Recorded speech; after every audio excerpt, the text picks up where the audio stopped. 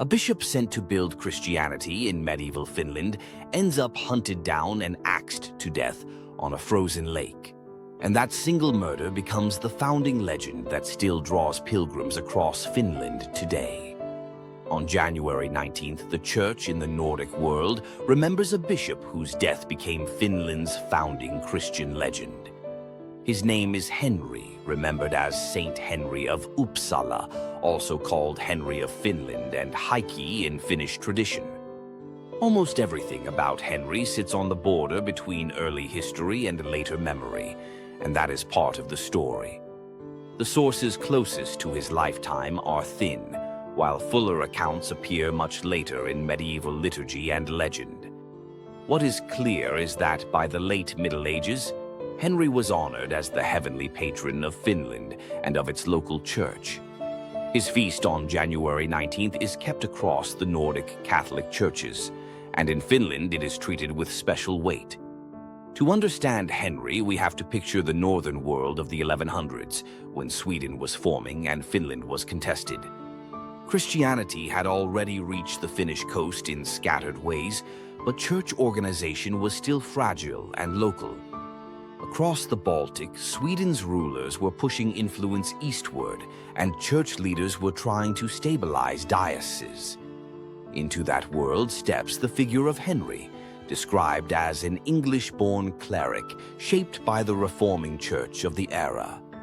Later tradition places him in Sweden, connected to the See of Uppsala, the emerging heart of Swedish ecclesiastical power. One persistent claim says he arrived with the papal legate Nicholas Breakspear, an Englishman who later became Pope Adrian IV. Breakspear really did visit Scandinavia in the 1150s, and later writers used that fact to frame Henry's authority. Whether Henry was formerly Bishop of Uppsala, an appointed missionary, or a later composite figure is debated by historians. But the cult that grew around his name is not debated because it left liturgical traces, feast days, shrines, and pilgrimages. In the stories that shaped medieval Finland, Henry is paired with a king who would also be remembered as a saint, Eric of Sweden. The legend presents the king and the bishop as allies, bringing both political order and Christian worship to the borderlands. This is the classic medieval pattern where sword and crozier move together, and the saintly bishop becomes the conscience. The traditional setting is the so-called First Swedish Crusade to Finland, usually placed around the mid-1150s. According to that narrative, the Swedish expedition succeeded, baptisms followed, and churches began to appear in the southwest. After the king returned to Sweden, Henry is said to have stayed behind to organize the new Christian life on the ground. That detail matters because it frames Henry less as a court bishop and more as a missionary administrator. The story then turns from expansion to conflict, and it does so in a very specific, almost cinematic scene. It is winter, the lake is frozen, and the bishop is traveling through the Finnish countryside after church business. In the best-known version of the legend, Henry confronts a local man named Lally over a grave moral offense. Some accounts say Lally had committed homicide and was assigned a church penance, and Henry insisted it be obeyed. Other versions weave in disputes over provisions, hospitality, or the demands that a new church structure placed on locals. Whatever the trigger, the legend agrees on the outcome. Henry is attacked and killed with an axe on the ice. The place is traditionally tied to Lake Kölja in Satakunta, and to a small islet called Kirkkolkari, the church islet. In Finnish memory, this is not just a murder scene, but a turning point that anchors Christian identity to a landscape. The legend does not stop at the killing, because medieval sainthood is also built from what happens afterward. Lally, the murderer, becomes part of the narrative as a warning, and the punishment is depicted as swift and symbolic. In one famous motif, Lally tries to wear the bishop's hat, and his scalp is said to come away with it. This gruesome detail is repeated because it functions like a moral stamp, turning the murderer into a living icon of guilt. The medieval texts also add a second layer, a list of miracles associated with Henry's intercession after his death. These miracle stories are varied, but they share a pattern.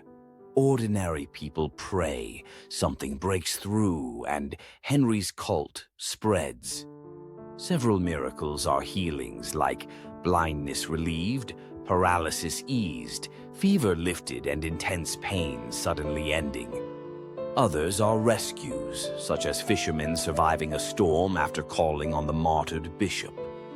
The miracle list also includes dramatic reversals that medieval audiences never forgot, especially children raised from death. These accounts were not written to satisfy modern standards of biography, but to justify public veneration in church life. That public veneration is crucial because in Henry's case, we do not have a neat canonization dossier. Henry belongs to the older world of pre-congregation saints, recognized by long-standing cult and local authority. A key historical anchor is that by the late 1200s, church documents begin to refer to him explicitly as a saint. One often cited milestone is a papal letter from Pope Boniface I in 1296 that treats Henry's cult as established. Around the same period, a full liturgical office for Saint Henry was composed and integrated into the local rite. That tells us Henry was not a marginal folk hero, but a figure serious enough to shape official worship. At the center of that worship stood Turku, medieval Finland's main ecclesiastical city on the southwest coast. Tradition says Henry was first buried at Nousiainen, an early church center northwest of Turku. From there, his bones, or bones believed to be his, were solemnly translated to Turku Cathedral around the year 1300. That translation is remembered in the calendar as another Henry feast held in June, often linked to June 18th. So Henry's memory was marked twice each year, in winter for his martyrdom and in summer for the relocation of his relics. This two-feast pattern is typical of medieval saints whose shrines shaped local identity and pilgrimage routes. In Finland, Henry's shrine became a national focus point, especially before the Reformation reshaped religious practice. Even after the Reformation, the legend persisted in art, poetry, and place names because it was tied to origins. Medieval Finnish churches often depicted Henry in a striking pose, treading on his murderer as a visual summary. That image is not subtle, and it shows how the cult communicated justice, order, and the seriousness of sacred office. At the same time, modern scholarship raises a sober question: how much of Henry's story is historical reporting? The earliest detailed life of Henry appears more than a century after the events it describes, which invites caution. Some historians suggest Henry may be a real missionary bishop whose memory was later expanded for local needs. Others suggest that parts of the legend were shaped to mirror patterns used for other saintly founders in Europe. This debate does not erase Henry's importance, because the cult itself is a historical fact with measurable footprints. We can point to liturgical manuscripts, feast days, surviving chants, and the organized movement of relics as evidence. We can also point to geography, because the places in the Henry story remain active in Finnish religious culture. Kirkkokari, the small islet on Lake Koilio, is still associated with Henry's martyrdom in local tradition. It is also remembered as the only modern Roman Catholic pilgrimage site in Finland, which is remarkable in itself. Each year, Finnish Catholics make a pilgrimage connected to Henry, traveling a long route that ends near the lake. One well-known route is called Saint Henry's Way, stretching roughly 140 kilometers between Turku and the Koillia area. Pilgrims walk, cycle, or travel in stages, linking Cathedral City, early mission parishes, and the place of martyrdom. That pilgrimage is not a reenactment of war, but a public act of memory that ties faith to terrain. In Helsinki today, the Catholic cathedral is dedicated to Saint Henry, and his name marks the visible center of Catholic life. Relics associated with Henry are kept and honored, reflecting a continuity of devotion across centuries of upheaval. So what, finally, is Henry known for, beyond the dramatic acts on the ice and the folklore of Lally? He is remembered as a founder figure, the bishop who symbolizes Finland's turn toward Western Christianity. He is also remembered as a martyr for ecclesial discipline because the legend frames his death as linked to justice. And he is remembered as a bridge figure connecting England, Sweden, and Finland in a single northern Christian narrative. That bridge matters for your January 19th calendar because it makes this day more than a random saint slot. It is a day about how a church takes root, how it meets resistance, and how memory can outlast uncertain paperwork. Henry's story also shows how medieval Europe worked, where holiness, politics, and local identity were tightly intertwined. A king could be honored for defending Christian order, while a bishop could be honored for building Christian structure. And a murder could be retold into a national origin story, complete with place names, pilgrimage paths, and feast days.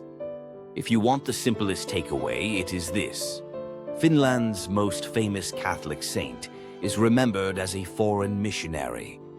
He enters the story from the wider Latin Church, but he dies on Finnish ice, and Finland keeps his name.